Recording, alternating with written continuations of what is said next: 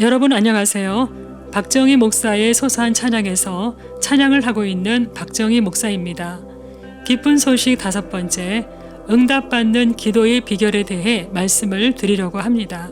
기쁜 소식 1번째에서 예수님을 믿으면 하나님의 자녀로서 꼭 지켜야 할 것 4가지가 있다고 말씀드렸는데, 그중 2번째가 잠깐씩이라도 기도해야 한다는 것이었습니다. 오늘은 기도는 어떻게 하는지에 대해, 즉 기도하는 방법에 대해 설명하려 합니다. 이 내용이 너무 중요해서 2번으로 나누어 설명하겠습니다. 기도는 모든 종교에 다 있는 중요한 의식입니다. 기도가 없는 종교는 종교라고 할 수가 없습니다.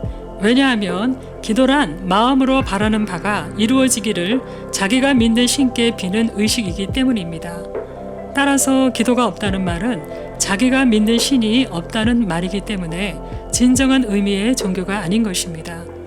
성경에 보면 기도하는 장면들이 아주 많이 나오고 또 응답을 받는 내용도 많이 나옵니다. 예수님은 원래 하나님이시면서 사람의 모습으로 이 땅에 오셨기 때문에 굳이 기도를 하지 않아도 될 것 같은데도 기도를 아주 많이 하셨습니다. 하루 종일 복음 전하고 기도로 마무리하셨고, 새벽에 세례 받으실 때, 12제자를 선택하실 때, 변화산에서 변화되셨을 때, 나사로를 무덤에서 불러냈을 때, 제자의 배반과 십자가 죽음이라는 인류 구속의 큰 사건에 직면했을 때, 십자가에서 죽게 되었을 때 기도하셨습니다. 즉 하루를 시작하고 마무리할 때와 중요한 일이 있을 때에 집중해서 기도하셨고 깊은 기도를 하셨습니다. 그런데 예수님보다 더 많이 기도해야 하는 그리스도인들 중에는 기도를 전혀 하지 않거나 하루에 10분도 안 하는, 아니 못하는 분들이 아주 많습니다. 왜 못할까요? 기도하는 습관이 안 돼서 못하는 경우가 대부분이고, 초신자들처럼 방법을 몰라서 못하는 경우도 있습니다. 그러다 보니 기도가 어렵게 느껴져 더 안 하게 됩니다. 예수님의 제자들도 어떻게 기도해야 되는지 몰라 예수님께 기도하는 방법을 가르쳐 달라고 요청했고, 그렇게 받은 기도문이 바로 주기도문입니다. 기도는 대화라고 생각하면 한결 쉬워질 것입니다.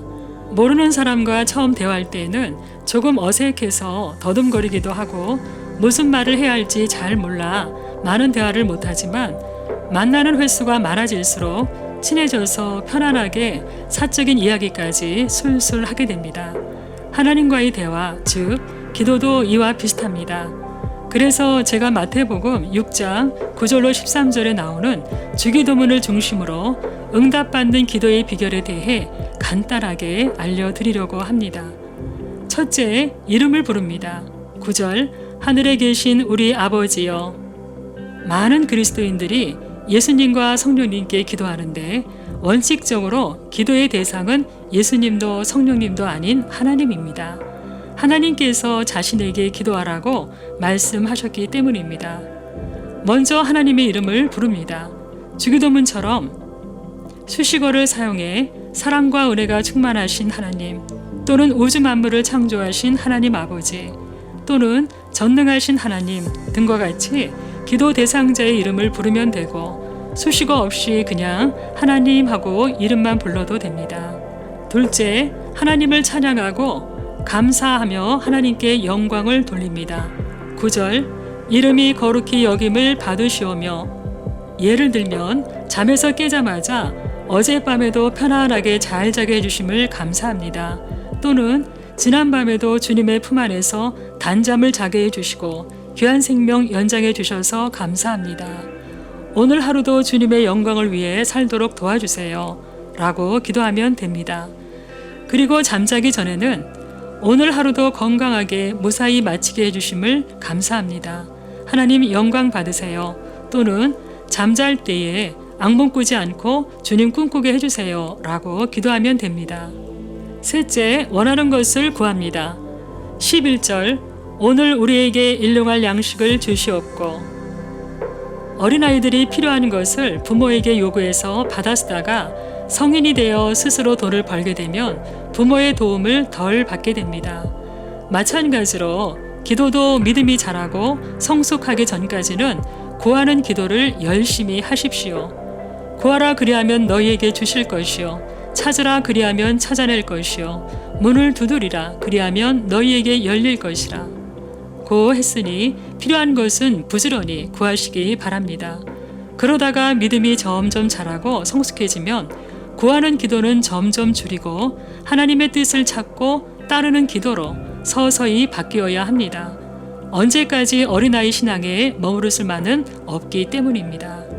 넷째, 회개를 해야 합니다. 12절 우리가 우리에게 죄 지은 자를 사하여 준 것 같이 우리의 죄를 사하여 주시옵고. 회개의 기도는 아주 중요한데 죄가 생각났을 때 바로 해야 합니다. 왜냐하면 회개하지 않고 기도를 하면 기도가 막혀 잘 안 될 뿐만 아니라 하나님께서 받지 않으십니다. 따라서 당연히 응답도 받지 못하겠죠. 그래서 회개 기도는 순서상 하나님의 이름을 부른 다음에 바로 하는 것이 좋습니다. 회개가 얼마나 중요한지 사도행전 2장 38절에서 잘 설명해 주고 있습니다. 베드로가 이르되 너희가 회개하여 각각 예수 그리스도의 이름으로 세례를 받고 죄 사함을 받으라. 그리하면 성령의 선물을 받으리니. 여기서 성령의 선물은 구원입니다. 회개하지 않으면 구원받지 못하기 때문에 예수님도 천국 복음을 처음 전하실 때 첫 마디를 회개하라 천국이 가까이 왔다고 외쳤습니다. 다섯째, 하나님께 영광을 돌리고 기도의 응답을 간구합니다. 13절 나라와 권세와 영광이 아버지께 영원히 있사옵나이다. 기도를 할 때에는 형식적이거나 습관적으로 하면 안 되고 마음 중심에서 우러나오는 진실함으로 또 응답해 주실 것을 믿는 믿음으로 해야 합니다. 열심히 기도해 놓고 응답해 주시지 않을 것 같다고 의심하면 안 됩니다. 또 이기적인 마음이나 욕심, 욕망을 채우기 위한 기도는 응답을 받을 수 없습니다. 중심으로 진실함으로 기도했으면 들어주시든지 안 들어주시든지 전적으로 하나님께 맡겨야 합니다. 기도를 들어주지 않는 것이 하나님의 뜻인 경우도 있기 때문입니다.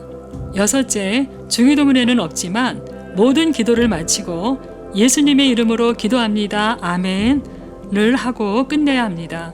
왜냐하면 예수님께서 자신의 이름으로 기도하라고 하셨기 때문입니다. 요한복음 14장 13절로 14절입니다. 너희가 내 이름으로 무엇을 구하든지 내가 행하리니 이는 아버지로 하여금 아들로 말미암아 영광을 받으시게 하려 함이라. 내 이름으로 무엇이든지 내게 구하면 내가 행하리라. 따라서 기도를 열심히 하고 예수님의 이름이 아닌 다른 신이나 사람의 이름으로 기도하면 안 됩니다. 다음 회의 기도에 대해 한 번 더 말씀드리겠습니다. 감사합니다.